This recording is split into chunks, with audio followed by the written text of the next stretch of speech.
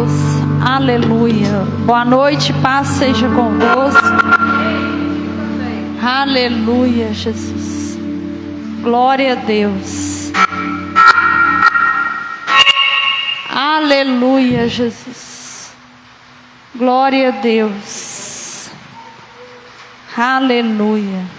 A palavra do Senhor nos fala em Hebreus 10, versículo 19.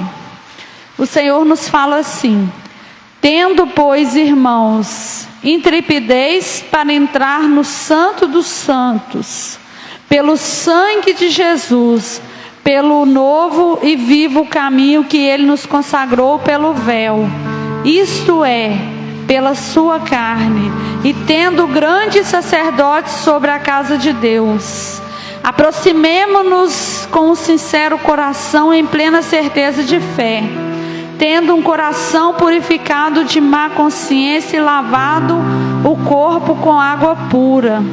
Guardemos firme a confissão da esperança sem vacilar, pois quem fez a promessa é fiel. Aleluia, Jesus. Que venhamos nos apresentar diante do Senhor. Nós estamos aqui, nós cremos pelo sangue de Jesus, nós temos acesso ao trono da graça. Que nessa noite nós possamos ter essa força dentro de nós, que é o sangue de Jesus, o sangue que foi derramado por cada um de nós. Nós temos acesso ao Santo dos Santos pelo sangue de Jesus. Aleluia. Pai nosso que estais nos céus, santificado seja o teu nome. Venha a nós o teu reino. Seja feita a tua vontade, assim na terra como no céu. O pão nosso de cada dia nos dá hoje. Perdoa as nossas dívidas, assim como nós temos perdoado os nossos devedores. Não nos deixes cair em tentação, mas livra-nos do mal, pois teu é o reino, o poder, a honra e a glória para todos sempre. Amém. Senhor nosso Deus e nosso Pai, nessa noite nós nos apresentamos diante do Senhor. Nós cremos, ó Pai, que através do sangue de Jesus nós temos acesso ao Santo dos Santos, ó Pai. Que nessa noite nós possamos ouvir a Tua voz, que possamos sair daqui, Senhor, renovados, fortalecidos e transformados pela Tua palavra. Que nós venhamos, ó Pai, a cada dia aproximar do Senhor através das Escrituras sagradas. Que possamos ter uma vida que agrade ao Senhor. Que possamos ter revelação da Tua palavra em nossos corações. Nessa noite nós cremos que nós estamos aqui, que o Senhor venha nos ensinar, nos corrigir, nos exortar. Que possamos edificar a nossa vida, a nossa fé na Tua palavra, Senhor. Nós cremos, ó Pai, que a Tua palavra é lâmpada para os nossos pés e luz para o nosso caminho. Que nós venhamos, ó Pai, ser purificados, ó Pai, pela água, pela Tua palavra. Nós sabemos que a Tua palavra, ela é aquilo que nos direciona, ela é aquilo que nos dá vida. Que possamos nessa noite, ó Pai, nos entregar ao Senhor, crendo que algo novo o Senhor tem para nos revelar. O Senhor tem para usar a Tua serva ou o Teu servo para falar conosco, ó Pai. Diante do Senhor nós apresentamos este culto de ensino. Que o Senhor repreenda todo e qualquer impedimento à Tua palavra.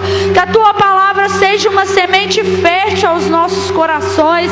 Que possamos ouvir a Tua voz nessa noite, ó Pai. Que possamos sair daqui instruídos na Tua palavra. Nós cremos que a Tua palavra é a verdade a qual nós buscamos todos os dias, ó Pai. Que nós venhamos, ó Pai, nos purificar na Tua palavra e que nós possamos vencer este mundo, as concupiscências da carne, mas que possamos viver, ó Pai, uma vida diante do Senhor, em intimidade, em comunhão com com o Senhor. Nessa noite que o Espírito Santo do Senhor seja derramado sobre este lugar.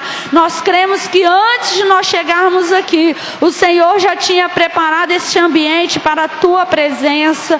Que a tua presença se manifeste em nosso meio, com sinais, prodígios e maravilhas e milagres. E que nós possamos sair daqui impactados pela tua presença, pela tua palavra, em nome de Jesus. Amém e graças a Deus. Nós vamos receber o ministério de louvor adorando o nome do Senhor.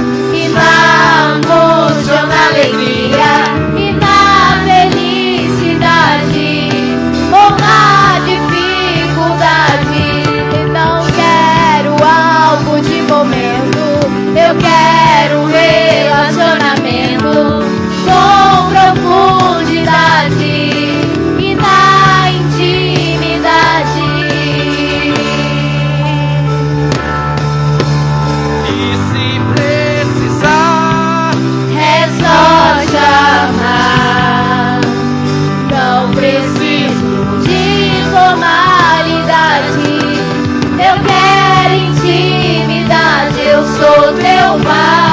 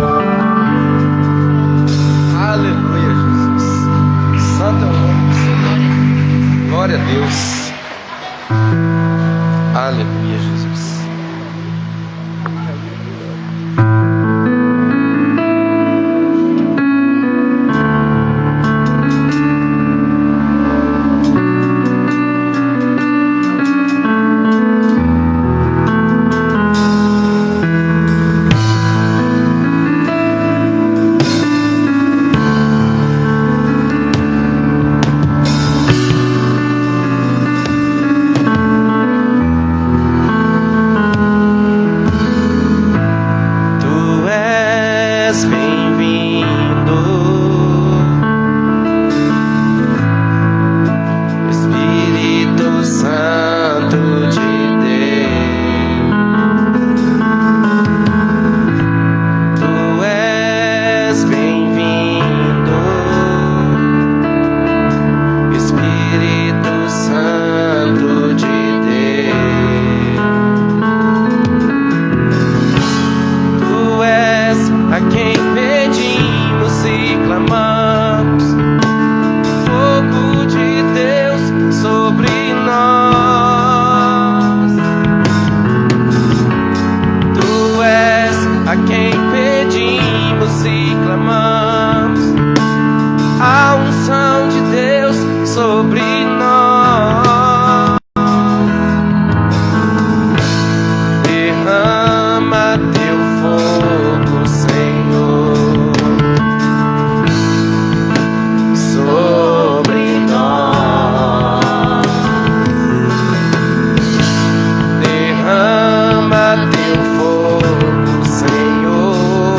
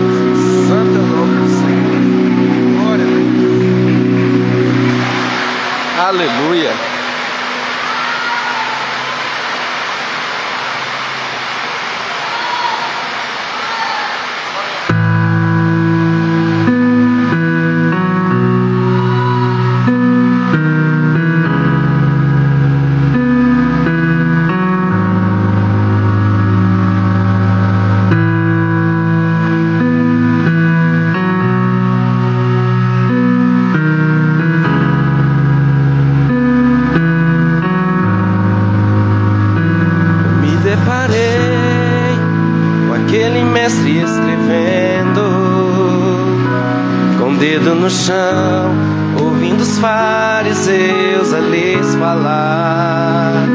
E a lei de Moisés me condenava por meus erros, mas nenhuma pedra ele pegou pra me apedrejar. Eu só tinha os meus pecados pra lhe oferecer, mas mesmo assim me amou, mas mesmo assim me amou. Com uma frase atira a pedra quem nunca pecou. Ele me perdoou, ele me perdoou. Sua irresistível graça me alcançou. Quem é esse que era sem pecado e não me condenou? E no lugar da morte vida me ofertou. O Cordeiro que por mim se entregou e os meus pecados levou.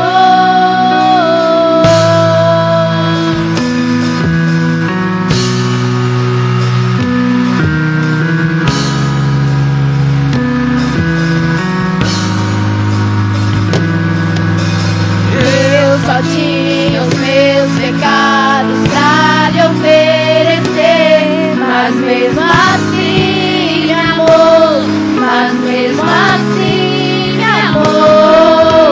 E como a frase atira a pedra quem nunca pecou, ele me perdoou, ele me perdoou.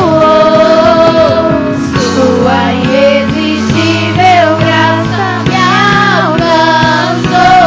Quem é esse que era sem pecado e não me condenou? No lugar da morte vida me ofertou. E o Cordeiro que por mim se entregou e os meus pecados levou. Quem é esse que era sem pecado e não me condenou? No lugar da morte vida me ofertou. O Cordeiro que por mim se entregou e os meus pecados levou.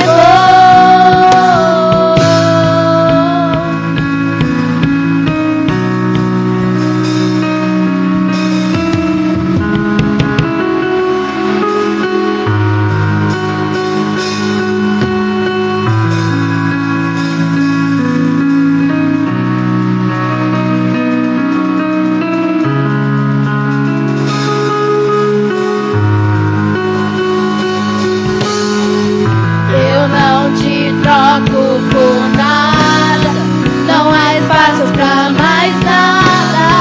Todo vazio que havia em mim, hoje é sua morada. A minha alma buscava e nada mais completava. A tua presença me faltava em mim, minha vida foi transformada. Eu não te troco por nada, não há espaço pra mais nada. Todo vazio que havia em mim, hoje é sua morada. A minha alma buscava e nada me completava. A tua presença te faltava em mim, minha vida foi transformada. Minha vida foi transformada.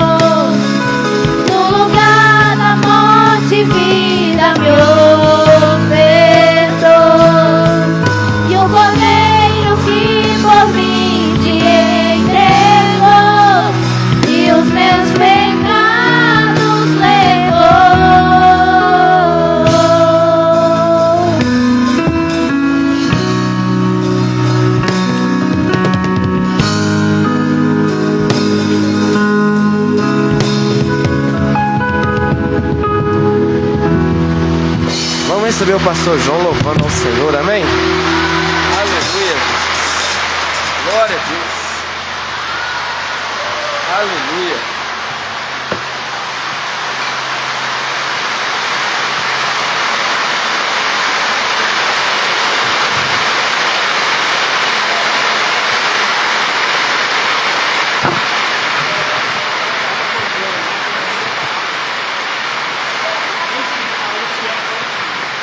Glória a Deus. Povo de Deus, paz seja convosco. Amém. Nossos irmãos que estão presentes em casa, que Deus abençoe nossas vidas grandemente, né?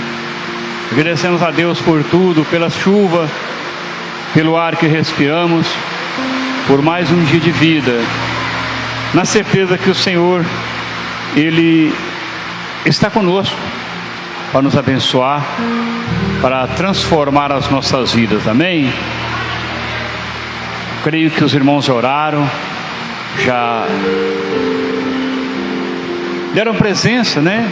Sentiram a presença de Deus aqui nesta noite, mas é importante estarmos em espírito de oração, a saber que cada momento da nossa vida ele é guiado por Deus, na certeza que Ele nos reservou mais um dia de vida, amém?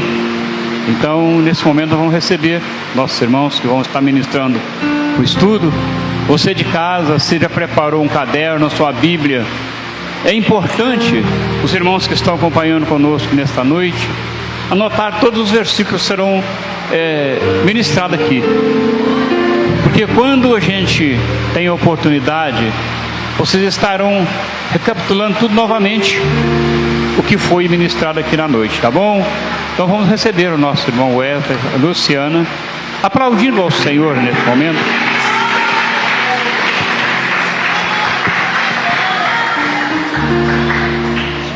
Deus abençoe grandemente. Som. Povo de Deus, boa noite. Paz seja convosco. Quero cumprimentar todos os irmãos que estão em casa. Que Deus abençoe grandemente em nome de Jesus.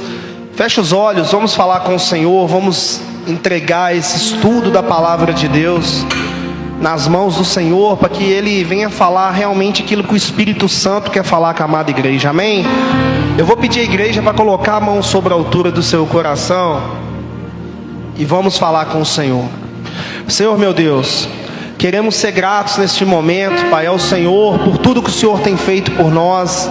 Muito obrigado, meu Deus, por tudo que aconteceu nesse dia, pelo ar que respiramos, pela água que bebemos. Meu Deus, muito obrigado por tudo, Senhor.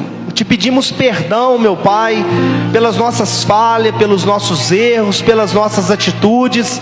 Mas, meu Pai, em nome de Jesus Cristo, fale com a tua amada igreja. Aquele que está em casa, meu Deus, que o Senhor venha falar poderosamente, Pai. Revele a tua palavra para nós, meu Pai. Precisamos, Pai, urgentemente, Pai, nos libertarmos de todo mal, de tudo aquilo que não provém do Senhor. Que a tua palavra vem, meu Pai, e produz o resultado para o qual está sendo enviada. Em nome de Jesus, diga amém, Jesus. Graças a Deus.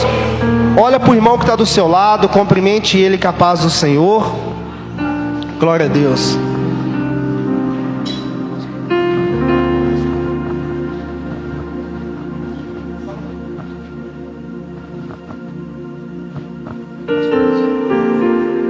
Pode se assentar, meus irmãos, fiquem à vontade. Glória a Deus.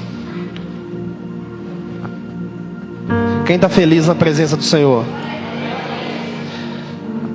Meus irmãos, vamos dar continuidade ao estudo. O estudo que teve quarta-feira do livro de Atos.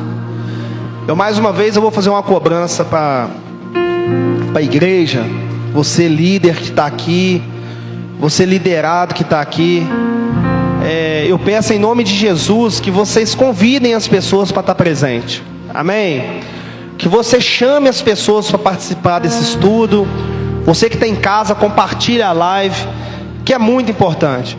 Nós estamos estudando aqui o livro de Atos dos Apóstolos, e nós Estamos anos na igreja e muitas das vezes a gente não sabe o que é certo ou o que é errado dentro da igreja cristã. E o livro de Atos, ele vai nos ensinar a forma correta de caminhar segundo a Bíblia na igreja. Amém? Outra coisa, eu quero que a igreja seja mais participativa do estudo. Pode levantar a mão, pode interromper, pode fazer pergunta. Se você quiser compartilhar seu conhecimento, pode compartilhar seu conhecimento. A pastora Adriana está aqui de olho aqui no Instagram. Se alguém mandar pergunta de casa, tá, pastora Adriana? Pode levantar a mão, que a gente vai responder aqui ao vivo. Porque o estudo é justamente mostrar a verdade.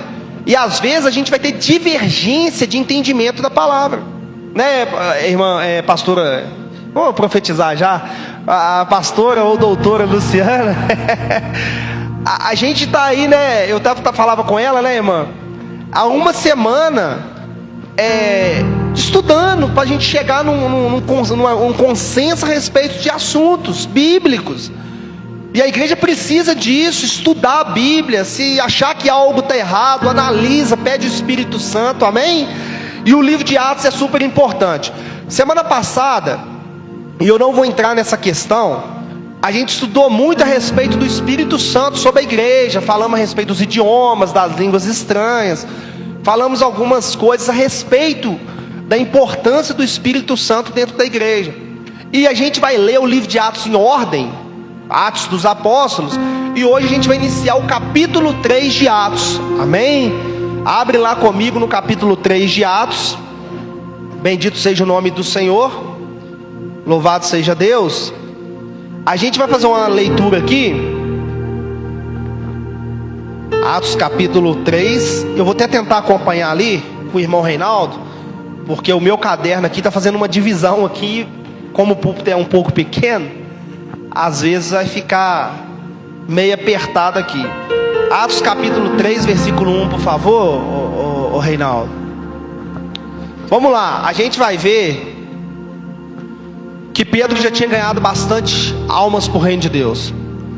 A igreja de Atos estava crescendo de uma forma até assombrosa. Pedro, numa pregação, ele vai ganhar mais de 3.000 almas, ou aproximadamente 3.000 almas para o reino de Deus. Você já imaginou, pastor João? Numa pregação aqui, essa igreja hoje tem capacidade, na época que a gente fez as contas, com a galeria sentado, parece que 300 ou 320 pessoas, se colocar mais cadeira aqui na frente. Você já imaginou numa pregação, aparece aqui amanhã 3.000 pessoas no culto? Você já imaginou, pastor? Fazer um culto a ar livre na praça e o Espírito Santo tomar todo mundo lá, e amanhã, profeta, ter 3.000 pessoas para assistir o culto aqui? É só para entender como que a igreja de Atos começou. Um dia tinha talvez 120, no outro dia tinha mais de 3.000 pessoas na igreja. E a gente vai ver que no decorrer do tempo os diaconatos vai surgir até por causa disso aí. Nem Pedro e os apóstolos esperavam um avivamento tão grande, nem eles, que a igreja começou a crescer de uma forma absurda. E agora Pedro e João, eles vão começar a ir no templo orar. E a gente vai ver essa história narrada, né? A irmã Luciana vai lendo, Luciana. Se eu precisar de interromper, aí eu te falo com você. Vamos acompanhar a leitura aqui de Atos 3, versículo 1. Pedro e João subiam ao templo para a oração da hora nona. Só para aí um pouquinho. Oração nona era um costume judaico, 3 horas da tarde. Então às 3 horas da tarde, a oração nona, eles estavam indo ali no templo, né, para estar orando. Pode ir. Era levado um homem coxo de nascença, o qual punha diariamente à porta do templo chamada Formosa, para pedir esmola aos que entravam. Vendo ele a Pedro e João, que iam entrar no templo, implorava que lhe desse uma esmola. Pedro, fitando-o juntamente com João, disse: olha para nós. Ele os olhava atentamente, esperando receber alguma coisa. Pedro, porém, lhe disse: não possuo nem prata nem ouro, mas o que eu tenho, isso eu te dou. Em nome de Jesus Cristo Nazareno, anda. E tomando-o pela mão direita, o levantou. Imediatamente os seus pés e tornozelos se firmaram. De um salto se pôs em pé, passou a andar e entrou com eles no templo, saltando e louvando a Deus. Continuar. Viu todo o povo a andar e a louvar a Deus. E reconheceram ser ele o mesmo que esmolava, assentado à porta formosa do templo, e se encheram de admiração e assombro por isso que lhe acontecera. Apegando-se ele a Pedro e a João, todo o povo correu atônito para junto deles no pórtico chamado de Salomão. À vista disto, Pedro se dirigiu ao povo dizendo: Israelitas, por que vos maravilhais disso? Ou por que fitai os olhos em nós, como se pelo nosso próprio poder ou piedade o tivéssemos feito andar? O Deus de Abraão, de Isaque e de Jacó, o Deus de nossos pais, glorificou a seu servo Jesus, a quem vós traístes e negastes perante Pilatos, quando este havia decidido soltá-lo. Vós, porém, negastes o santo e o justo, e pedistes que vos concedesse um homicida. Dessartes, matastes o autor da vida, a quem Deus ressuscitou dentre os mortos, do que nós somos testemunhas. Pela fé em o nome de Jesus é que esse mesmo nome fortaleceu a este homem que agora vedes e reconheceis. Sim, a fé que vem por meio de Jesus deu a este saúde perfeita na presença de todos vós. E agora, irmãos, eu sei que o fizestes por ignorância, como também as vossas autoridades. Mas Deus assim cumpriu o que dantes anunciara por boca de todos os profetas, que seu Cristo havia de padecer. Arrependei-vos, pois, e convertei-vos, para serem cancelados os vossos pecados, a fim de que da presença do Senhor venham tempos de refrigério, e que envie Ele o Cristo, que já vos foi designado Jesus, ao qual é necessário que o céu receba, até os tempos da restauração de todas as coisas, de que Deus falou por boca dos seus santos profetas desde a antiguidade. Disse na verdade Moisés: o Senhor Deus vos suscitará dentre vós, entre vossos irmãos, um profeta semelhante a mim. A ele ouvireis em tudo quanto vos disser. Acontecerá que toda alma que não ouvir a este profeta será exterminada do meio do povo. Vou parar aí. Irmãos, eu quero frisar duas coisas aqui. Existe enfermidade que vem na nossa vida no decorrer dos anos. Talvez por uma má alimentação, por uma má rotina de vida. Mas existe enfermidade que vem de nascença. E aquele coxo ali era conhecido por toda Jerusalém. Por quê?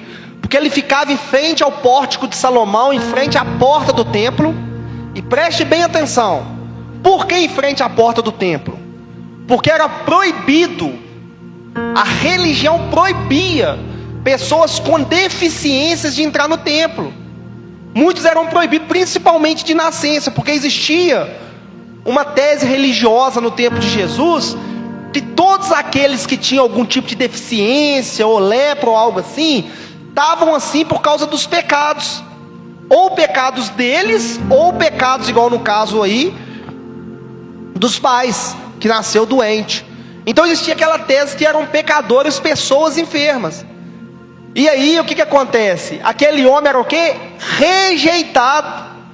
E ele sobrevivia com o quê? Com esmolas. Eu quero até dizer algo aqui para a igreja, que o Senhor, Ele é o único que não rejeita qualquer ser humano, independente da sua forma, do seu pecado, da sua estrutura. E Pedro e João estão entrando ali para orar. Eles não vão fazer obra. Pedro e João não querem fazer nada. Eles só vão para orar. Eles não estão ali numa missão para pregar para alguém. Até mesmo porque Pedro já tinha ganhado mais de 3.000 almas. Eles só vão ali para quê? Orar. Eles vão edificar a si mesmo. A irmã Luciana falou isso aqui. Mas todas as pessoas que são edificadas, ela tem um DNA, profeta. Quem aqui é edificado na presença de Deus? Você tem que provar isso pregando o evangelho. Às vezes você vai estar lá no ponto de ônibus, às vezes você vai só no supermercado ali fazer uma compra. Você não está indo pregar para ninguém. mas Deus talvez vai te usar naquele lugar para você fazer a obra dele. A importância de uma pessoa edificada é assim. E aquele coxo vira para Pedro e João: esmola por favor que eu sou coxo. Meu Deus do céu, me ajuda. E Pedro e João vai dizer uma palavra que ficou marcada, né, no meio da igreja: eu não tenho ouro, mesmo Jesus que vocês crucificou. Arranjo teológico ali vai pregar tudo, inclusive vai lançar uma profecia que Moisés disse, está lá em Deuteronômio capítulo 18, versos 15, a respeito do que Moisés disse. E Pedro vai falar algo extraordinário a ponto do Sinédrio, escuta bem, ir contra ele. Nós vamos pular para o capítulo 4, Reinaldo, versículo 1. Irmãos, eu quero dizer algo aqui para você aqui. Quem aqui tem um desejo e quer pregar o evangelho? Eu não estou falando aqui em altar não, para os outros. Quem quer ver seu filho, sua família realmente convertida? Eu quero dizer algo para você nessa noite aqui. Já falei isso inúmeras vezes. Qualquer um que se dispor a estudar esse livro aqui e analisar as escrituras, está se alistando para uma guerra, e uma guerra terrível. Eu estou dizendo isso com temor de Deus. Qualquer um que colocar no seu coração assim, eu vou, a partir de hoje, ler a Bíblia, evangelizar as pessoas, ganhar almas para o reino de Deus, você está se alistando para uma guerra pesada. É uma guerra terrível, pior do que fuzil. É uma guerra no mundo espiritual. Se o pastor João, que tem muito mais tempo do que nós aqui, pudesse anotar no livro só as perseguições que você sofreu nesses anos. E sabe qual é o problema da guerra do evangelho, profeta? As perseguições são injustas. Quando, Geraldo, a gente recebe uma perseguição justa, hein, irmão Roniel? Porque você errou, igual a polícia vai lá e prende alguém porque o cara roubou, matou, o cara ainda aceita, mesmo contra a vontade dele. Mas quando você recebe uma acusação injusta, isso dói dentro da gente. Você se sente injustiçado. A coisa que mais dói no ser humano chama-se injustiça. E pregar o reino de Deus é querer ser injustiçado. A Bíblia vai nos falar isso: pelo meu nome sereis perseguidos por todas as gentes, serão caluniados, serão açoitados e serão mortos. Eu vi uma reportagem essa semana. O Donald Trump é um publicano, né, presidente lá dos Estados Unidos, e ele soltou uma nota que ele vai pegar pesado com a Nigéria, porque a Nigéria é um país que tem muitos cristãos, mas já tem um tempo, pastor, que tem um grupo ali islâmico chamado Boko Haram, e esse grupo, sabe o que eles fazem? Eles chegam, igual está esse culto aqui abençoado, esse estudo aqui, eles chegam com um fuzil aqui e perguntam: quem vai negar Jesus? E se alguém não negar, sabe o que eles fazem? Metralha todo mundo.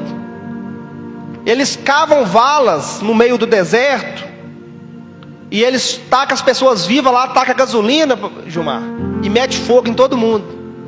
Isso a ONU não vê, os direitos humanos não veem.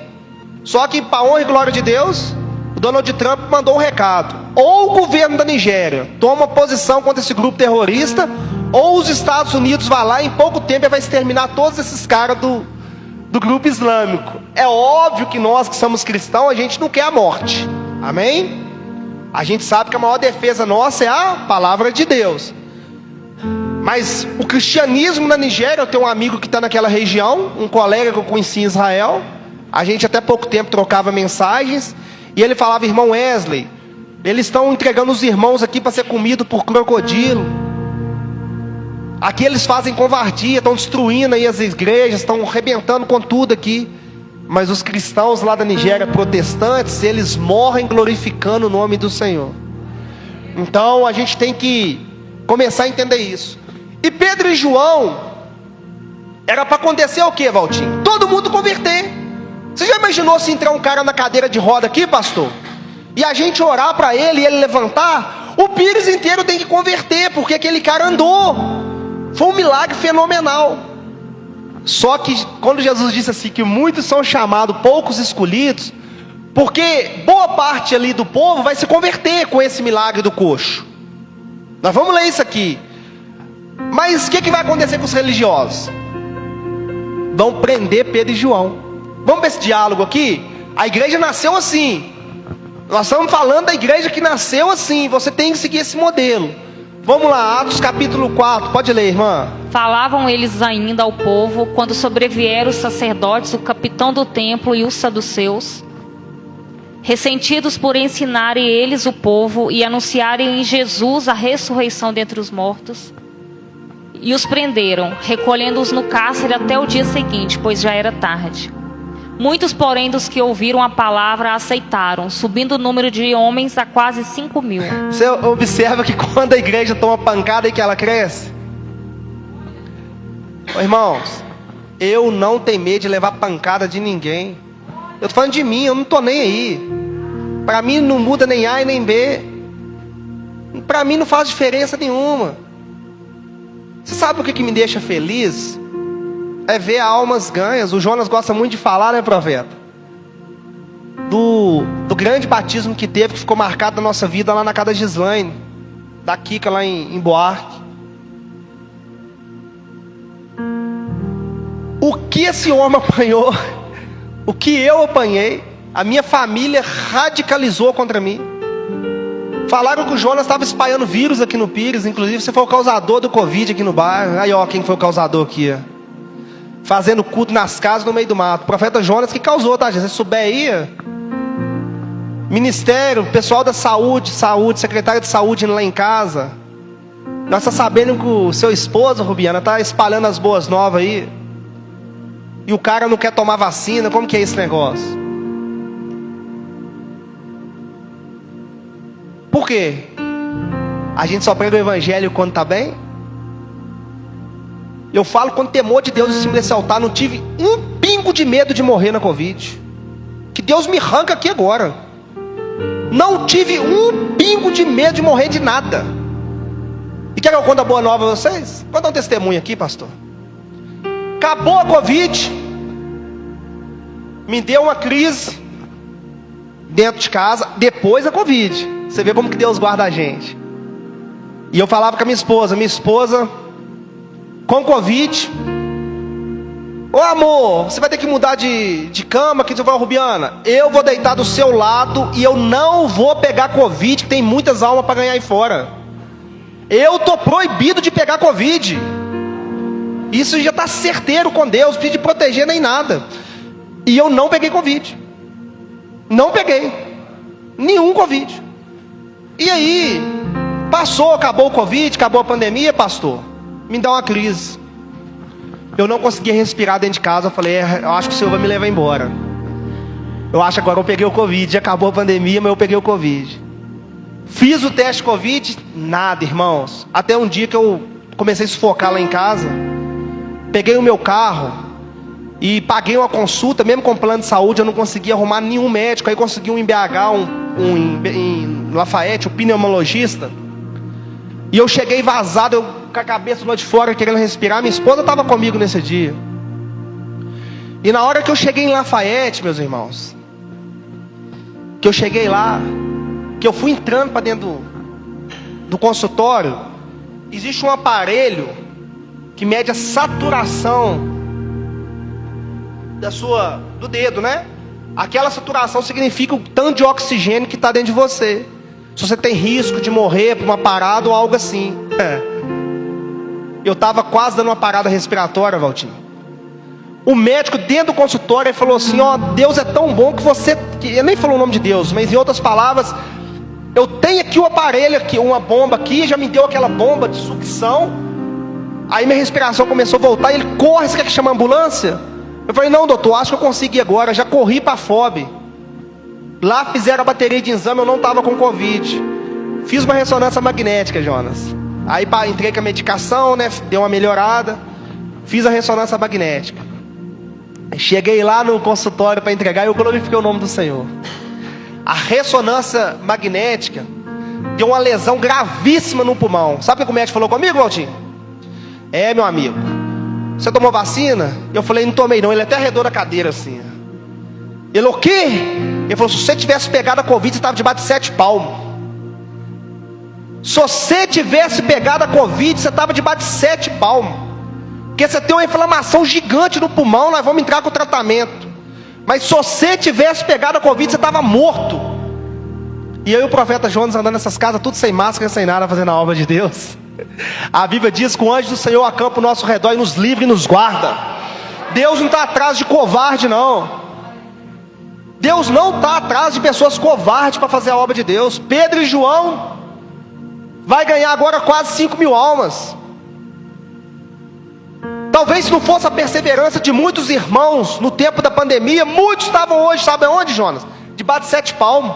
Não por causa do Covid, talvez por causa de uma depressão, por causa, sei lá de quê. Nós temos que começar a voltar ao modelo antigo de igreja. Eu duvido muito que todos aqueles que estudarem todo esse livro de Atos, irmã Luciana, vão sair dessa igreja renovados.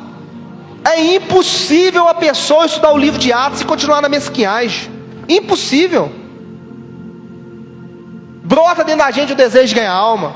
Brota dentro da gente o desejo de ser fiel a Deus. Brota todo esse desejo. A nossa vida, irmão Fábio, é fruto daquilo que a gente pratica. É fruto. É como a terra. Se você plantar milho, vai colher o quê? Abacaxi? Milho. A nossa vida é a forma que a gente faz todos os dias. Eu não sei se todos ouviram a minha mensagem no diaconato hoje, mas o que eu falei no diaconato? Por que tem tanta gente suicidando, tantas pessoas desviadas, pessoas, infelizmente, foram pessoas que estavam dentro da igreja, orava, jejuava, precisou um pouco mais de estrutura bíblica. Vocês lembram o que Jesus disse? Ele dá 2 exemplos de 2 construções. Uma na onde? Na rocha. E outra na onde, pastor? Uma construiu a casa na onde? Na rocha. E outra foi na onde? Na onde que foi? A Bíblia diz que aqueles que construíram na areia, na hora que veio essa tempestade, o que aconteceu? Desmoronou. É ou não é, irmão Gilmar? Mas aqueles que construíram na rocha, o que aconteceu na hora que veio a mesma tempestade? E o que significa as pessoas que constroem a casa na rocha? As pessoas, irmão Reinaldo, que estão edificando sua fé na palavra de Deus. O problema, profeta, de muitos desviados hoje é que estão edificando a sua fé na religião e não no evangelho. É a única diferença. É a única diferença. 5.000 homens. Eu quero falar outra coisa com a igreja aqui. Nós precisamos dos sinais. Por que agora subiu para quase 5.000? Sem Pedro pregar. Por que subiu? Ele só deu testemunho. Sabe por quê, Luciano? Por causa do coxo. As igrejas precisam buscar esse poder de Deus, de curar as pessoas. E quando eu falo igreja, começa por mim. Quantas das vezes alguém vem passando mal e a primeira coisa que a gente fala, vai no médico. O médico é uma bênção, mas a nossa fé está na onde? Na lua? Esses dias eu chorava dentro do caminhão. Eu fiz uma busca pelo Senhor dentro do caminhão e eu vi o quanto eu estou sendo hipócrita na presença de Deus. Porque eu vivi curas extraordinárias, gente. Eu vivi isso. Eu vi pessoas, bem dizer, condenadas à morte, ser curadas por oração. E a gente não vê isso mais. A gente não vê isso mais, gente. Eu sei que há enfermidade que é para a glória de Deus, que não é para a morte. Nós precisamos exercer. Jesus não falou que nós ia curar no nome dele. Nós não podemos abrir mão dos sinais. Você sabe por quê, varão? A igreja, essas cadeiras estão tudo vazias. Porque muitos vão converter, vão vir para a igreja pela palavra. Mas a grande maioria vai vir pelos sinais. Jesus arrastava multidões pelos sinais, e isso é bíblico. Nós não podemos abrir mão dos sinais. A palavra de Deus é o mais importante, sim, mas nós só vamos conseguir atrair as pessoas como a gente exercer a nossa fé. Nós precisamos disso. Eu estava perto lá daquele sacolão ali, e tem uma placa de todo tamanho lá, da médica, que o espírito do Dr. Flitz vai entrar nela, e está lá a imagem de todo tamanho, o cara com o dedo vacalhado, e eles fazendo aquelas doideiras deles lá para curar. Por que muitos vão lá no Dr. Flitz? Eles vão por causa da fé? Vai para quê? Porque acham que você é curado. Por que muitos vai na macumba? É por causa da fé na macumba? Porque acha que a macumba é a solução para ser curada. Nós precisamos exercer o nosso sinal, o sinal que Deus nos deu. Em meu nome curarão os enfermos, em meu nome expulsarão os demônios. Os sinais é importantíssimo para as almas se converterem. Por que nós precisamos do Espírito Santo urgentemente? Para a gente ser selado de poder, para a gente ganhar essas almas para o reino de Deus. Vamos comigo lá em João capítulo 2, versículo 23, por favor. João 2, 23, olha o que está escrito aqui. Vai lá. Estando ele em Jerusalém durante a festa da Páscoa, muitos, vendo os sinais que ele fazia, creram no seu nome. Vamos ler aqui comigo? Volta lá, por favor, só aqui. Muitos vendo o quê?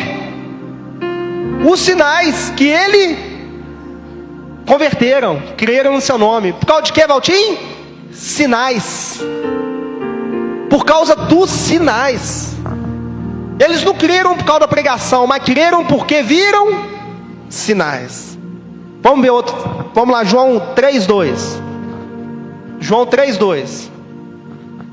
Lê para mim, irmã.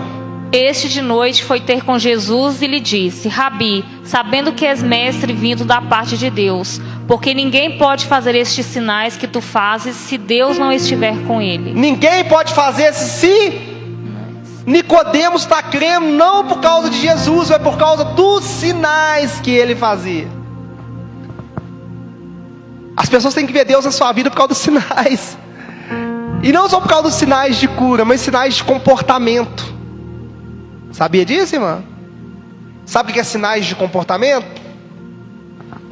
Suas vestes, seu vocabulário, sua vida com Deus, sua fidelidade. Isso são sinais.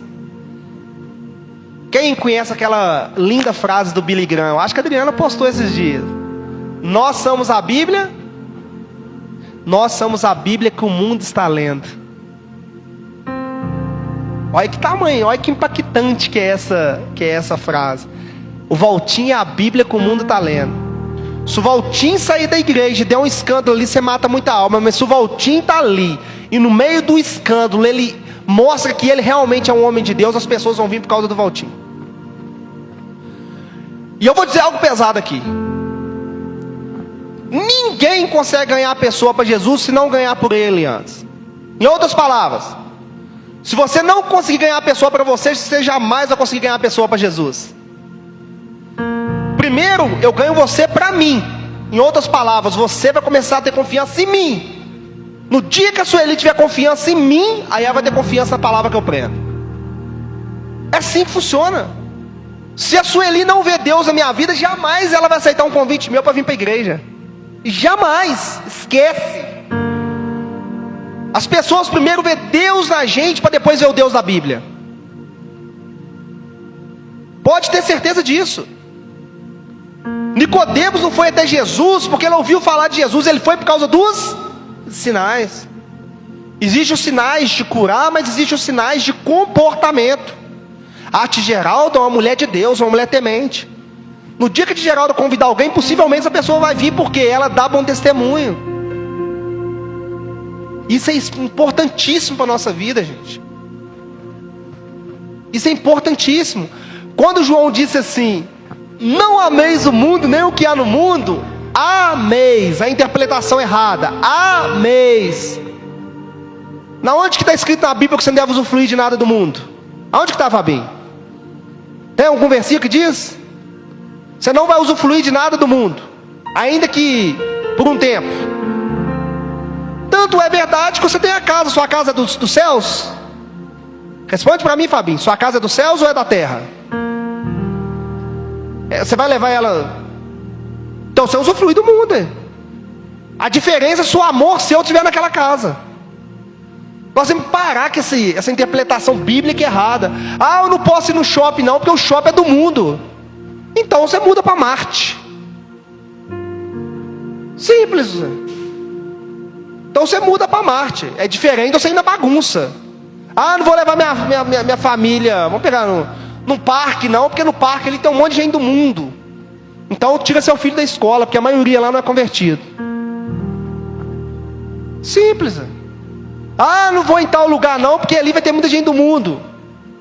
Te respeito, mas então não vai no supermercado comprar não, porque lá está cheio de gente do mundo.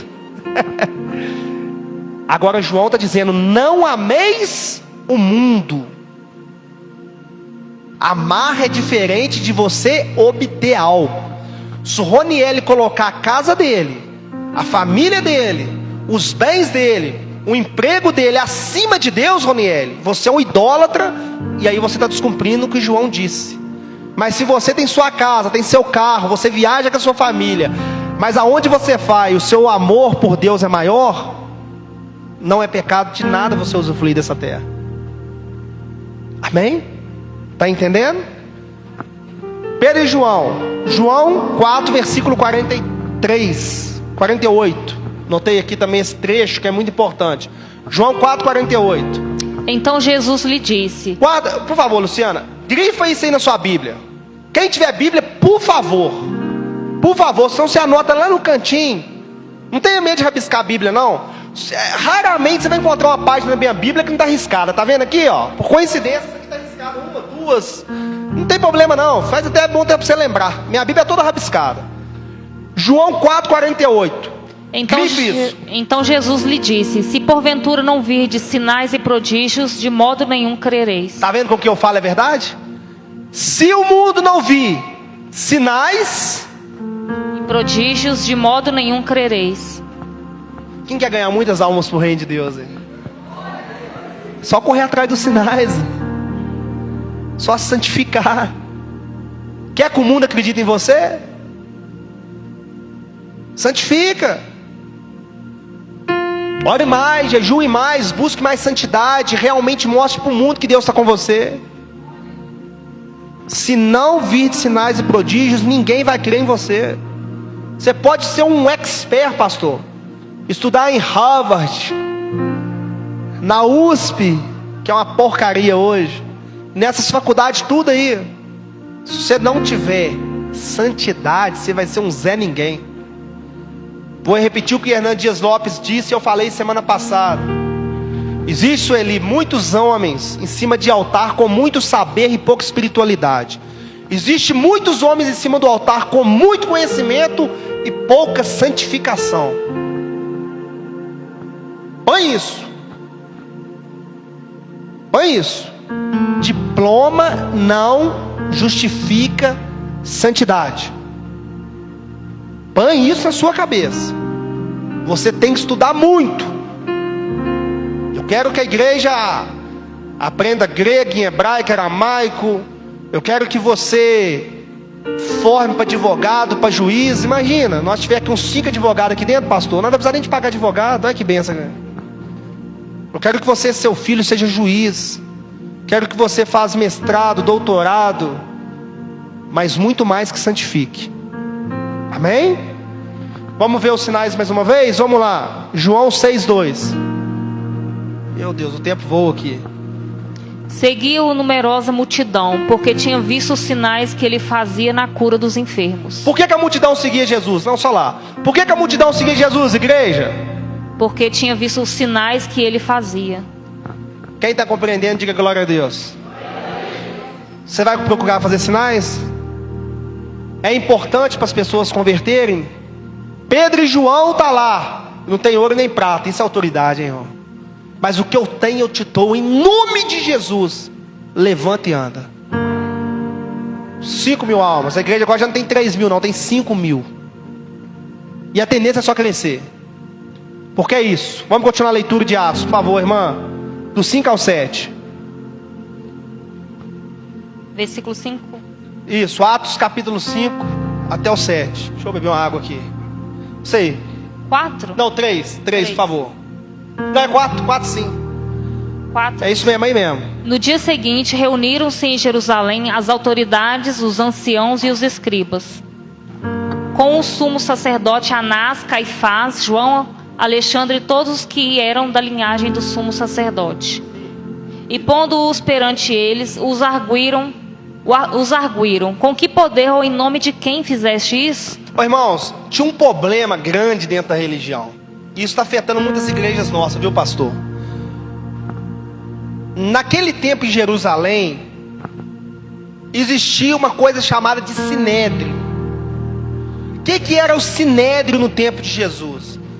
O sinédrio era uma cúpula religiosa que cuidava da parte espiritual da cidade. Em outras palavras, eles tinham um governo religioso.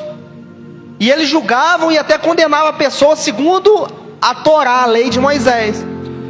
Então esse grupo religioso, que era formado por 70 homens, que também eram príncipes ou principais, eles tomavam conta de toda a religião. Só que dentro, a coisa mais interessante, que dentro da religião deles, Valtinho, existia uma divisão. Jesus disse assim, que um reino dividido em si mesmo não. E dentro desse sinédrio, da linhagem sacerdotal, existia uma cúpula de saduceus e outra cúpula de fariseus. Eles estudavam a Bíblia e iam se debatendo. Porém os saduceus, eles vão acreditar só nos 5 primeiros livros da Bíblia: Gênesis, Êxodo, Números, Levítico e Deuteronômio. E eles também, esses saduceus, eles eram meio doidos. Eles não acreditavam nem em anjos e também não acreditavam em ressurreição. Para eles morreu, acabou. Já os fariseus não. Os fariseus acreditavam até Malaquias, acreditavam nos anjos e acreditavam naquela ressurreição. Então era uma religião assim, que ficava debatendo um com o outro, Valtinho, e ficou estagnada ali em Jerusalém. Uns batiam no peito e falam: eu sou saduceu. Outros batiam no peito e falam assim: eu sou saduceu, eu sou fariseu. E ficava aquela guerra de poder ali, a ponto da gente ter 2 sumos sacerdotes. E eu não vou nem entrar nesse detalhe dos anos, né, porque isso também não importa. Porque um foi colocado pelo Império Romano, no caso de Caifás, e Anás foi colocado pelo povo, por sucessão. E a gente vai ver 2 sumos sacerdotes, porque a guerra era grande, o poder ali dentro. Mas hoje está diferente, Adriana. Você vai para a internet, nos debates: eu sou calvinista. Aí você vai para o outro lado, Jonas: eu sou arminiano, Armínio está certo, Calvino está todo errado, o Armínio, né? Fica essa palhaçada de guerra religiosa entre meus evangélicos. Ah, meu Deus do céu, eu acredito nisso. Aí a outra igreja, não, aquela igreja é do mundo, igual eu falo. Quando eu converti na Quadrangular, o irmão, você está ficando doido, essa igreja é a porta do mundo. É assim que essa guerra no meio dos irmãos. Ah, não, a igreja de lá tem um capeta, aquela lá só vai nós pro céu, o resto é tudo errado. Está do mesmo jeito hoje. Por isso que eu falei, nós temos que ler Atos para a gente voltar a entender o que é a igreja de Deus. Está essa guerra. E esse sinédrio agora eles vão unir, Valtinho. Por mal eles vão unir.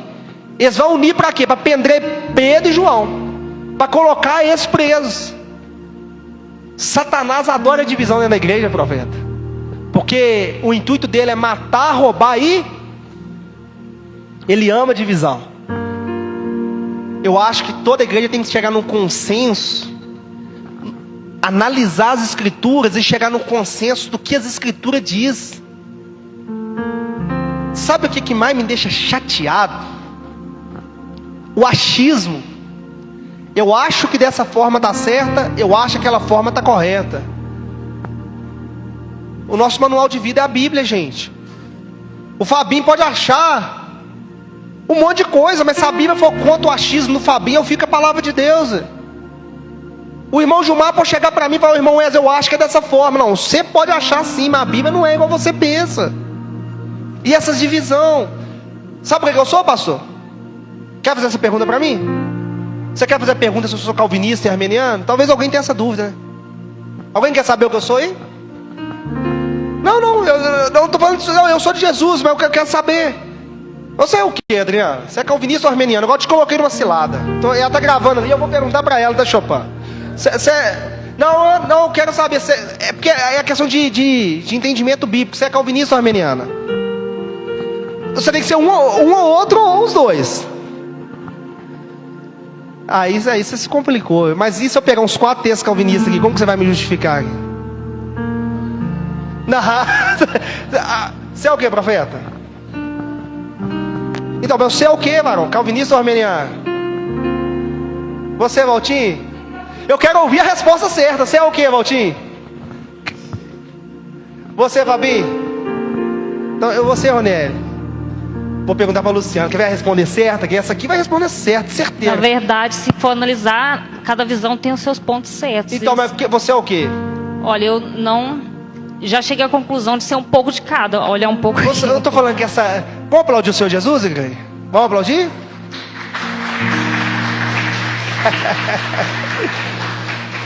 Biblicamente, todo cristão protestante é calvinista e arminiano. É a mesma coisa. Está dentro do conjunto.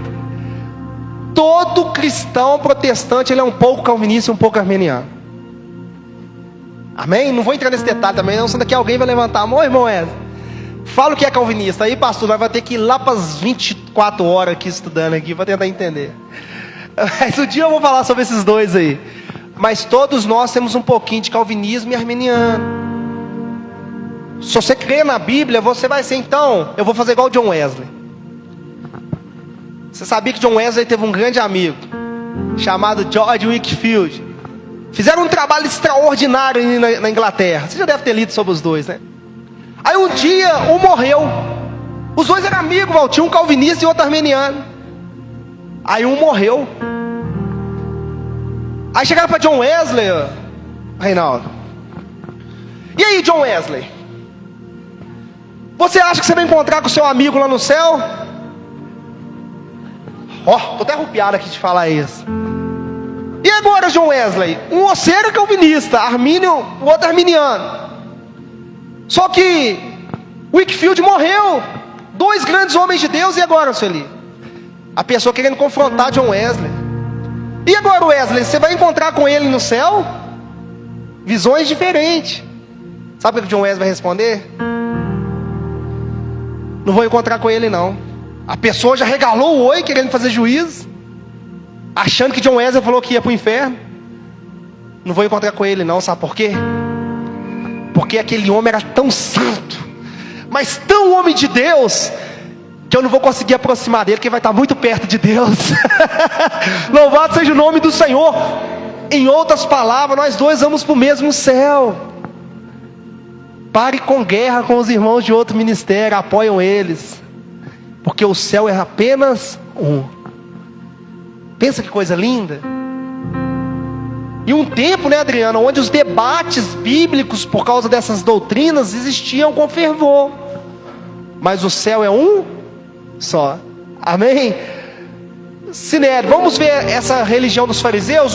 Até o apóstolo Paulo vai nos dar um ensinamento, só para a gente não aprofundar muito. Vamos em Atos 23, versículo 8. Anota na sua Bíblia aí para você entender quando você vê essa palavra saduceu e fariseu. Atos capítulo 23, versículo 8. Eu separei aqui, irmã Luciana, só para eles entenderem. Vamos lá. Pois os saduceus declararam não haver ressurreição, nem anjo, nem espírito, ao passo que os fariseus admitem todas essas coisas. Amém? Então o que eu já tinha explicado, os fariseus acreditam em uma coisa e os saduceus em outra. Tá vendo? Está escrito ali. Agora tem uma coisa que eu vou frisar aqui, e eu vou quebrar com algumas doutrinas aqui. Levanta a mão aqui, por favor, quem tem costume de ver muitos vídeos cristãos na internet? Ninguém?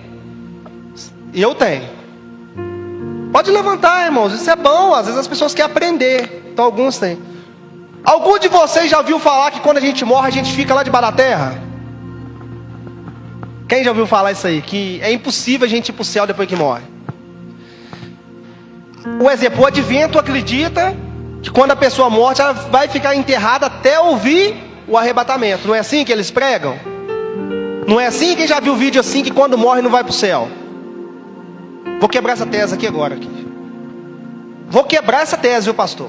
Biblicamente eu vou quebrar essa tese que se você morrer hoje, você vai para debaixo da terra. Eu te garanto para você que você vai para algum lugar. Eu só não sei falar na onde. Porque o juiz é de Deus. E a Bíblia diz em Hebreus 9 que depois da morte é o quê? Vamos interpretar esse texto aqui, porque ele é interpretativo, Chopin. E olha que texto lindo esse texto aqui. Grifa na sua Bíblia aí, Mateus capítulo 22, versículo 23. Vamos quebrar essa tese, que os fariseus acreditavam que depois que morresse acabou tudo. Vamos ver aqui. Lê para mim. Naquele dia aproximaram-se dele alguns saduceus que dizem não haver ressurreição e lhe perguntaram. O saduceu está dizendo o quê? Que depois da morte não tem nada de ressurreição não. Morreu, acabou. Mateus 22, 23. Agora vamos para o versículo 24. Mestre, Moisés disse: se alguém morrer não tendo filhos, seu irmão casará com a viúva e suscitará descendência ao falecido. Quer dizer então, se alguém casar com uma mulher naquele tempo, e o exemplo, o Jonas casou com a Denise. O Jonas morre e não te dá descendente, Denise. Ele morre e a Denise não tem filhos. O irmão do Jonas vai ter que casar com você e fazer um filho em você. Era assim que funcionava. E eles estão usando essa tese, usando quem? A lei de Moisés. Por que eles estão usando Moisés, Valtinho? Porque só acredita nos 5 primeiros livros. Então eles vão usar os 5 primeiros livros para debater com Jesus. E tem que ser muito doido para debater a Bíblia com Jesus, que ele é a própria palavra, né? Mas esse foi doido. Vamos lá, continua, versículo 25. Ora, havia entre nós 7 irmãos. O primeiro, tendo casado, morreu, e não tendo descendência, deixou sua mulher a seu irmão. Sim. O mesmo sucedeu com o segundo, com o terceiro até o 7º. Sim. Depois de todos eles morreu também a mulher. Sim. Portanto, na ressurreição, de qual dos 7 será ela esposa? Porque todos a desposaram. Vamos pegar Jesus agora. A mulher casou 7 vezes, a Denise casou com 7 irmãos do Jonas. Só que agora todo mundo morreu. Se tem ressurreição, Jesus, de quem que vai ser a Denise agora? Do Jonas ou dos outros 6 irmãos? Pegou Jesus. Pegou Jesus. O que Jesus vai responder agora? Vamos ver o texto? Por favor. Respondeu-lhes Jesus: errais não conhecendo as Escrituras nem o poder de Deus. 30. Porque na ressurreição nem casam nem se dão em casamento, são porém como os anjos no céu. Ah, meu Deus, eu quero encontrar com a minha esposa para a gente namorar muito na eternidade. Você ser fiel na morte é importante. Eu vou estar para sempre com a minha esposa. Nesse tempo como esposa, na eternidade como irmãos.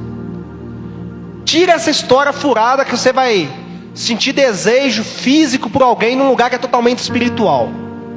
A Bíblia está dizendo que depois da morte nós vamos ser como os anjos do céu. Mas agora, Fabinho, Jesus vai dar um ensinamento aqui, e eu queria entender como que essas religiões continuam tendo essa péssima interpretação bíblica. Então, igual os saduceus.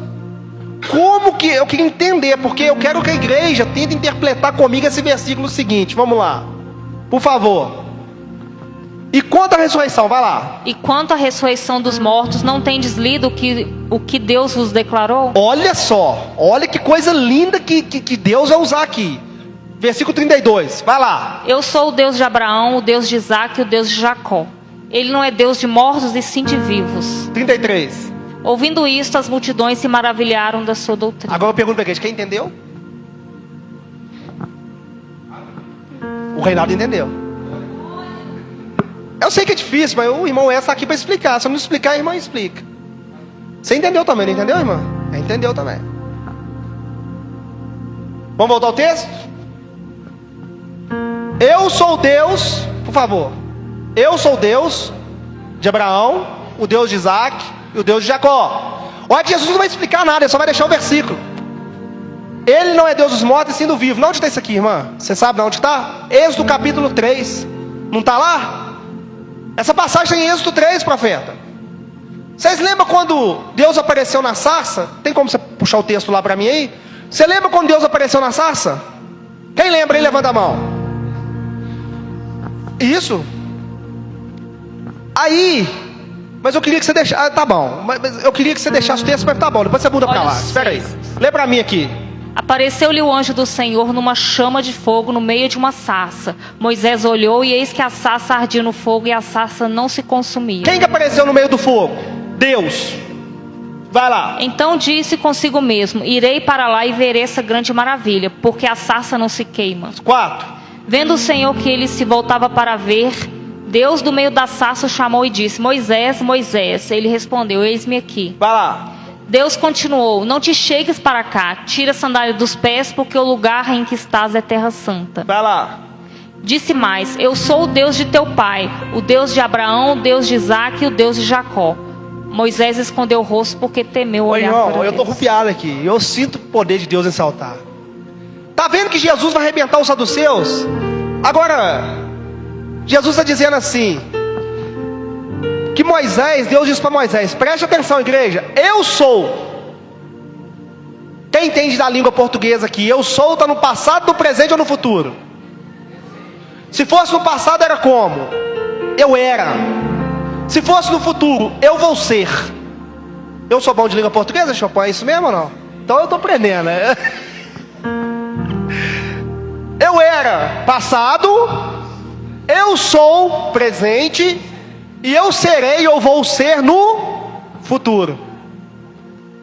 Amém? Quem está entendendo, diga glória a Deus. Agora, se eu sou, Jesus está dizendo assim que Deus é Deus de quem? Dos vivos. Deus é Deus dos vivos, porque Ele está dizendo eu sou, eu não era. Agora, posso fazer uma pergunta para a igreja? Fabinho, responde para mim. Isaac era vivo nesse tempo de Moisés? Jacó era vivo, Fabinho? Ô Valtinho, responde para mim. Abraão era vivo nesse tempo de Moisés? Por que Jesus está dizendo que esses caras estão vivos? Você já tinha morrido há muito tempo. Responde, igreja. Mas os caras estão vivos. Os saduceus ficavam pasmo, porque eles liam a Bíblia e não entendiam. Mas louvado seja o nome do Senhor, com o Espírito Santo nessa igreja, nós não vamos sair daqui confundidos. Como que alguém que morre vai virar só pó e não vai existir? Você pode ter certeza que o ente querido seu está lá do lado do Senhor, ou está em outro lugar.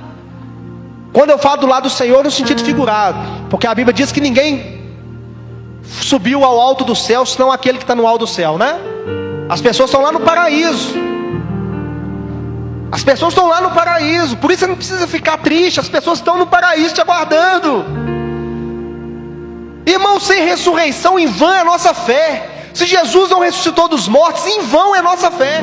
Jesus quebra a tese dos saduceus. Eu sou o Deus de Abraão, o Deus de Isaque, o Deus de Jacó. Eu sou Deus dos vivos e não dos mortos. Ô Jonas, mas eles tinham morrido há muitos anos, profeta. Do tempo de Moisés já tinha morrido. Mas a própria Bíblia dizendo que esses caras estão vivos. Como que pode as religiões aí vir falar que morreu, vai ter que esperar arrebatamento? O que é isso, gente?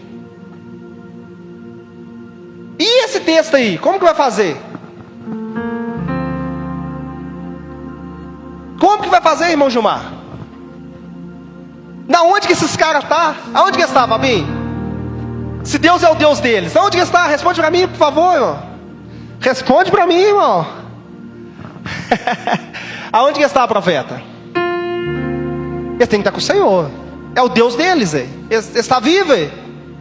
Aonde está, Roniel? Ele está debaixo da terra? Deus é Deus dos vivos e não dos mortos.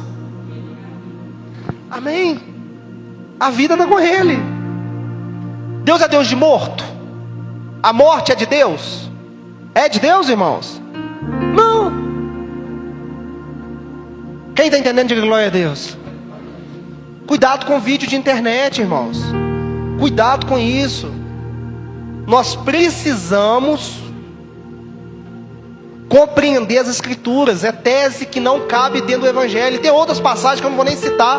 Porque Jesus contou uma parábola e disse que morreu o rico, foi para um lugar, e morreu o pobre, foi para outro. Jesus só estava insinuando, colocando uma parábola só, sem interpretação.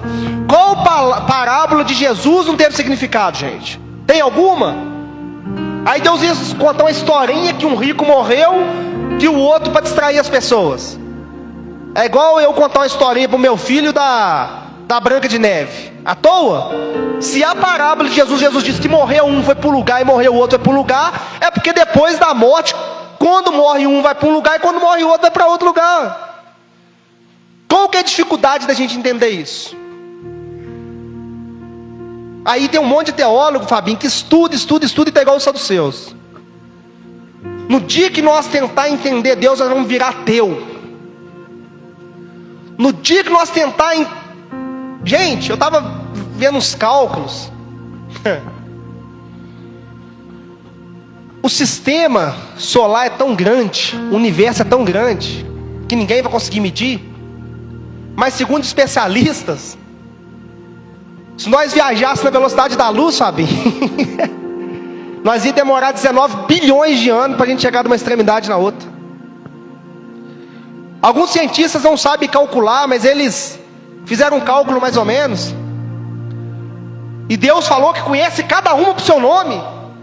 Que existe tanta estrela no céu que se você juntasse todas as areias do deserto e você juntasse todas as areias da praia do mar e pegasse uma mão assim e contasse grão por grão, não chega a 1/3 das estrelas que tem no céu. Você já tentou contar um grão de areia? Essa é a grandeza do nosso Deus. Como que eu vou entender isso, Valtinho? Eu vou ficar doido se eu querer entender Deus. Ele é eterno, Ele é gigantesco, Ele é inexplicável, Ele é inesgotável, Ele é tudo. Apenas creia. Não tem como. Esse Caifás, e eu vou até ler aqui, que ele era muito sem caráter, esse Caifás. Eu vou falar desses dois sumos sacerdotes. Esse Caifás nasceu no 14 a.C. Faleceu 46 depois de Cristo. Viveu pouco, porque era hipócrita. Caifás foi nomeado no ano 18 pelo procurador romano Valério Grato como sumo sacerdote. Ele ficou até o ano 1 da era cristã, 37 depois de Cristo. Ele era casado com a filha de Anás, que era do sumo sacerdote. Está lá em João capítulo 18, 13. Esse Caifás, ele não foi colocado como sumo sacerdote pelo povo. Um procurador romano chamado Valério Gratus vai colocar esse Caifás no poder. Porém, o judeu considera o sumo sacerdócio vitalício. E esse, para não perder o poder, Anás vai fazer o quê? Vai casar Caifás com uma filha dele. Por isso que quando você abre os evangelhos, você vai ver 2 sumos sacerdotes. Pela primeira vez você vai ver 2 sumos sacerdotes. Esse Anás aqui, ó. Anás foi sumo sacerdote no ano 6 depois de Cristo, ao ano 15 depois de Cristo. Ele foi deposto por Valério Grato, procurador romano. Porém os judeus consideravam o sacerdócio vitalício. Só deixava o cargo depois da morte. Por isso vemos o sumo sacerdote no Novo Testamento. 2. Esses 2 caras aí vai pagar um alto preço por ter feito essa barbárie.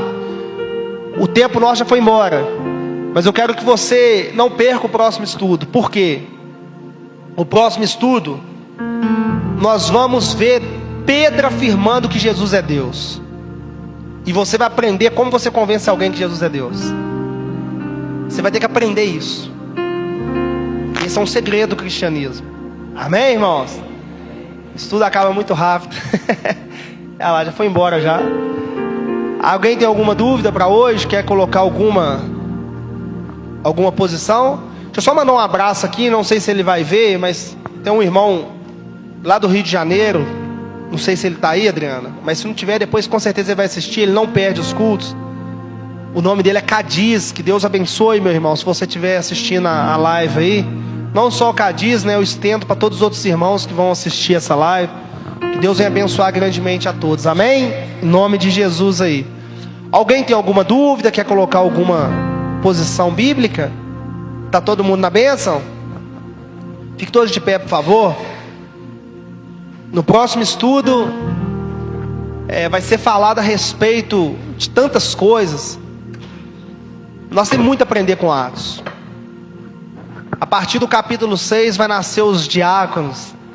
A Adriana tá dando estudo aqui, né, Adriana? Fiquei sabendo que está sendo uma bênção aqui.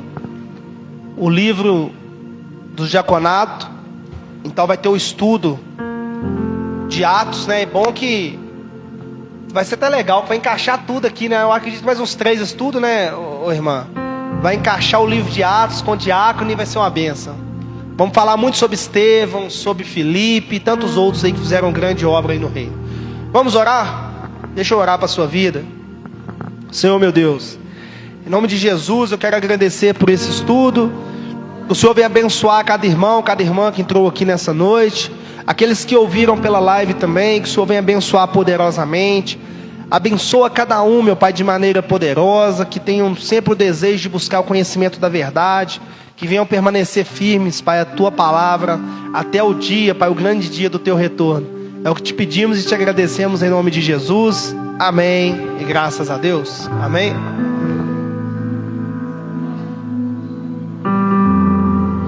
Vai fazer o ofertório de uma vez? Como é que é? Irmãos, vamos... Vou até aproveitar que é estudo bíblico, né? Eu tenho cobrado muito isso aqui, pastor. E eu aprendi assim. E óbvio que a gente está estudando o Novo Testamento. Mas também nós vamos ver isso no Novo Testamento. Irmãos, se você pegar de Gênesis a Apocalipse, eu quero dar esse conselho para a igreja, tá, pastor? Dar esse conselho para a igreja.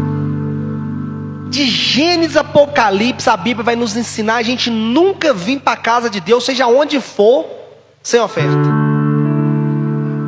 Isso não é eu que estou tirando daqui não. Biblicamente falando, ninguém é rico que não possa receber, e ninguém é pobre o suficiente que não possa dar. Irmãos, se você tiver 10 centavos na sua casa, traga os 10 centavos, mas não vem de mão banana para a igreja. A Rubiana sabe disso, minha esposa está aqui. É raramente o dia que eu não falo com ela, Rubiana, culto tem que levar oferta. Se é 10 centavos, se é 50 centavos, se é R$1, porque é uma bênção de Deus a gente contribuir. A Bíblia diz que melhor é dar do que receber. Eu não estou aqui estipulando oferta, que o Jonas tem que dar 100, que o pastor tem que dar 50, que a irmã Sueli tem que dar 20. Quem aqui tem 10 centavos? Quem aqui tem 5 centavos? Quem aqui tem 1 centavo? Todo mundo, Fabi. Eu acredito que uma moeda de 1 centavo todo mundo tem. Aquela mulher deu 2 de dracmas. O que você compra com 16 centavos hoje? Sabia que a oferta daquela mulher foi a maior oferta? Se transformar para o dinheiro de hoje, Jonas, estava 16 centavos de dólar.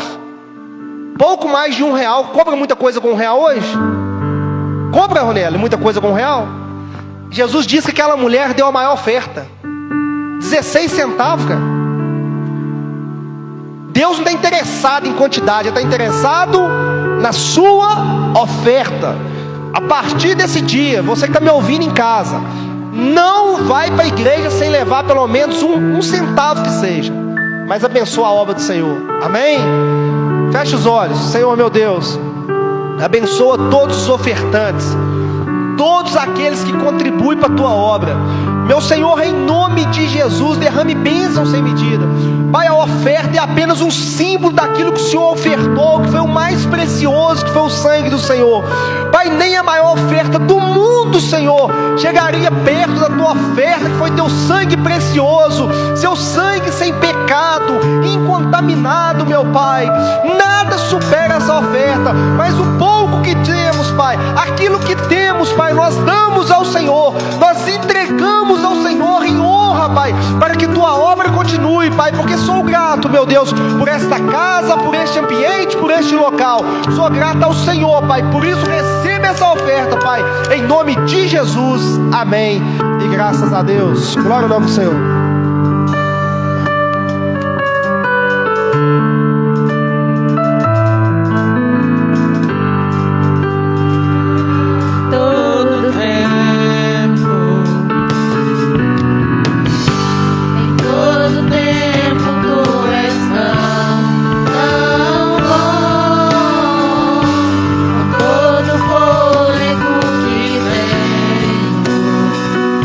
Cantarei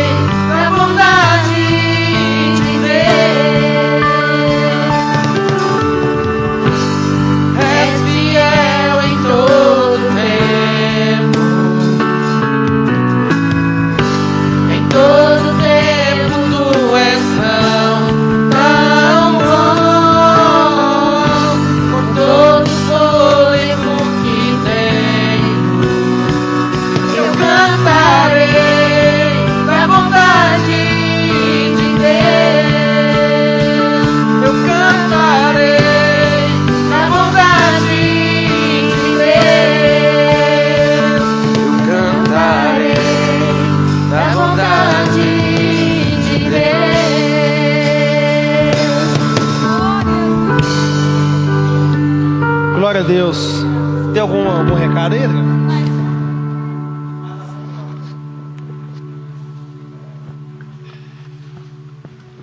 Glória a Deus. Cumprimento os irmãos com a paz do Senhor Jesus. Irmão Wesley, você falou do Covid, né? Você falou que deitou do lado da Rubiana com Covid e não pegou. Quando começou essa doença, o Gilmar falou comigo assim: cuidado, amor, você gosta muito de andar, de sair. Cuidado, fica mais em casa. Eu falei com ele: eu estou guardada pelo sangue de Jesus. Aonde eu tiver de ir, eu vou. Porque eu tenho a marca da promessa. E os meus filhos tudo com medo, ele também meio com medo. Eu falei: pois eu vou andar. E eu não parava não. Eu ia, chegava, eu levava a máscara no bolso. Chegava na casa das pessoas, né? Ai, peraí que eu vou pôr a máscara. Eu falava: você pode pôr a máscara se você quiser, mas eu não vou usar a minha. Aí, né, fazia o que eu tinha que fazer e ia para casa. E nesse período a Leide Laura pegou, o Leonardo pegou. Nós lidamos com eles dentro de casa, né? Todo mundo lidou com eles dentro de casa. E eu todo dia orava e falava com o Senhor: eu tenho a marca da promessa. Eu estou guardado pelo teu sangue, Senhor. O Gilmar carregou eles doentes dentro do carro, para baixo e para cima. Eu falei com o Gilmar: declara na sua vida que você tem a marca da promessa e que você está guardado pelo sangue de Jesus. E nós conviveu com eles dois dentro de casa, com Covid, mas para a honra e glória do Senhor Jesus, nem eu, nem o Gilmar, nem os meninos e nem as mulheres deles pegou. Para a honra e glória do Senhor Jesus. Soberano Deus, amado Pai, Papai, nesta noite, ó Deus amado e Pai querido, nós queremos te agradecer ricamente, Senhor Jesus, por esta oportunidade, Pai, por esse estudo maravilhoso, Deus, que o Senhor nos deu, Pai. Em nome de Jesus, meu Deus, nesse momento eu quero te pedir, Senhor, pela tua misericórdia, Pai, com as nossas crianças, Pai. Pai, proteja, guarda e livra, Senhor, as nossas crianças de toda maldade desse mundo, Pai. Não somente, Deus, as crianças do nosso bairro, mas sim, Senhor Jesus, a criança de todo o Brasil, de toda a nação, Pai. Que o Senhor seja com cada um deles, Pai. Seja também com teus pais e tuas mães, Senhor, que eles possam ensinar, meu Deus, o teu filho o caminho que tem que ser andado, Pai, em nome de Jesus. É o que eu te peço nesta noite e te agradeço com a certeza da vitória, em nome de Jesus. Senhor, meu Deus, meu Pai, eu oro em nome de Jesus por cada pedido aqui, Pai. Pai, cito o nome da irmã Aparecida, de um outro irmão também, meu Pai, o Wallace, que me pediu oração nessa tarde. Que em nome de Jesus Cristo o Senhor venha fazer a tua vontade, meu Pai, que o Senhor venha curar, libertar. Pai, em nome de Jesus, muitas pessoas depositaram aqui dentro, Pai, com fé, Pai, com amor. Pai, em nome de Jesus Cristo, que o Senhor abençoe cada pessoa, Pai, em nome de Jesus. Amém. E graças a Deus. Amém, irmãos? Senhor, em nome de Jesus nós agradecemos por esse estudo. Leva-nos de retorno para os nossos lares, nos abençoe, nos guarda. Que possamos ter um resto de semana abençoado, Pai, em nome de Jesus. Que possamos estar sexta-feira aqui, Pai, servindo ao Senhor, adorando ao Senhor. Que o Senhor abençoe todas as células amanhã também, Pai. É o que te pedimos e te agradecemos em nome de Jesus. Amém. E graças a Deus, que o amor do Pai, a graça do Filho e a comunhão do Espírito Santo esteja com todos. Vão em paz, que Deus guie a todos.